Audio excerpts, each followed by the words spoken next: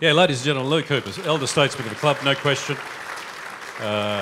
Queensland Cricketers Club, Wanderers, QCA, Queensland University. That was an interesting thing, Louis, before we get to some of your stories. There was a lot of crossover, wasn't there? I mean, Tommy Vivers did official duties at the QCA. Webb Harris was at the Queensland Cricketers Club. You ran the Cricketers Club for a while. Clem ran everything. There was a real uni sort of cable floating around there at some stage, wasn't there? Well, there certainly was with Clem particularly there.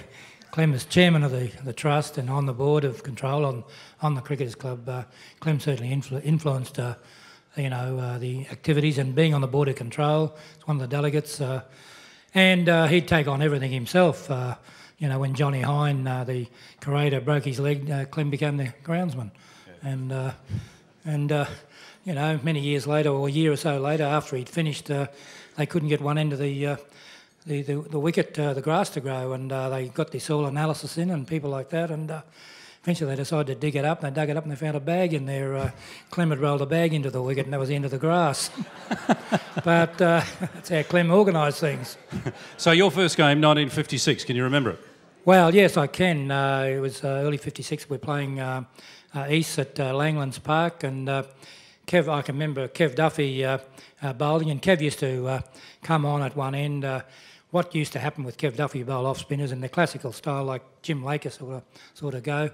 Kev would come on after the opening bowlers would bowl about 3 overs, and Kev would bowl the rest of the innings from that end, sort of stuff. So, and him and Trevor Corey they ran the show in those days as bowlers. But in my first game, Kev was bowling and Peter Burge was batting, and Peter went down the wicket and missed it. I just hit his pad and I caught it and stumped him, and Kev Duffy, he was a big man, Kev, he's about 17 or 18 stone. He come down and picked me up and said, "You'll do me, son." He said, "First stumping in 5 years."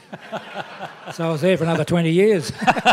So who was the keeper before you? The referee, the rugby union referee, can't think of his name. He would have been pedantic, no question. Brian O'Callaghan. Oh, okay. Yeah, Brian O'Callaghan, yeah. Although Clem reckons I could never make it because John Marnie said I was catching the ball too much one-handed. Things like that, but that's how things were in those days. And as a keeper, and I suppose in the modern day keeper, they can all bat, of course. Everything's changed now. But you didn't bat particularly high, except... I batted usually down the bottom of the list, and did a fair bit of night watchman when I played it for Queensland. Burgee always used to get me as a night watchman for him, sort of stuff. And, and I'd be a night watchman an hour before stumps. It was unbelievable. And then he'd send another night watchman in. And it was that night watchman experience that led to you opening the batting in a club game against Wes Hall. Well, that's right. I sort of, at that stage, I was batting about last for uni and batting, second or third last for Queensland or whatever. And when I got a game when Wally wasn't playing, and on this particular day we're playing Colts, and Wes Hall, then just after the 60-61 tied test, Wes was the fastest bowler in the world. Well, there's no doubt about that. And you saw him in the tied test. And next season QCA got Wes to play in Queensland, and also for Queensland, of course. But also he had to play club cricket and he had to play for Colts. Anyway, we're playing Colts. It was the second game of the season. I'm sitting in the corner, not paying much attention. We were going to bat, and that didn't interest me because I was batting last.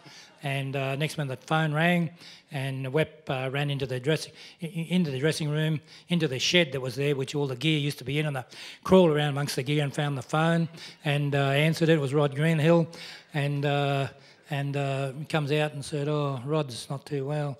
And it didn't interest me. And then Webb come over and said, "Look, he's the opening bat with Peter O'Neill, and Peter's here tonight."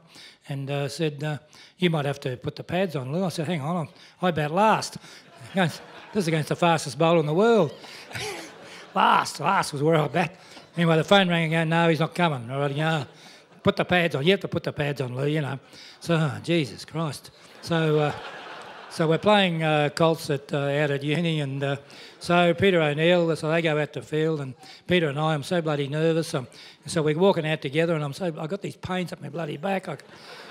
And Peter O'Neill said to me, he said, "What do you want to do? You want to take strike?" And I couldn't talk. I was so frightened. So we staggered out there, and we both ended up the same end. And he said, I thought you wanted to go the non-strikers. And I thought, shit, yeah. That's what Birdsey always says, the best way to play fast bowling is a non-striker's end. So down the other end, I swaddled and waddled and thought to myself, I'm going to stop here. I'm not going down that bloody end. And so Peter would handle it for a while. In the end, I had to get down there and face the fastest bowler in the world, Wes Hall. And there was a hell of a big crowd out there because, you know, Wes was very popular and well known, and all the students were there, and, you know, big crowd. So anyway, I had to face, and I'm thinking to myself, oh, you know, keep your weight in your front foot, don't go forward no matter what. Stand side on, you know, because that's what the police say. If someone's going to shoot you, stand side on. So I'm trying to get as side on as I can, and so anyway, and don't go forward no matter what. Duck if he bowls anything short. So anyway, in he comes and bowls away, and I got a few nicks, but they were Colts players, and they couldn't catch me. So, you know, I'm sort of peering around and shitting myself all the time, and pains up my back and can't talk. And anyway, he comes in and the students start yelling out, you know, we've come to see you bowl, Hall, not keep a bat. And I thought, Jesus, I don't need this, you know. Someone G'd him up, let alone bloody as fast enough as he is. So he come in, he bowled a bounce, went over my head, over Bizzles, the keeper's head, hit the sideboard, and the full behind me. That shit, Christ almighty, 6 byes. Never seen anything like this. So I got six runs on the team.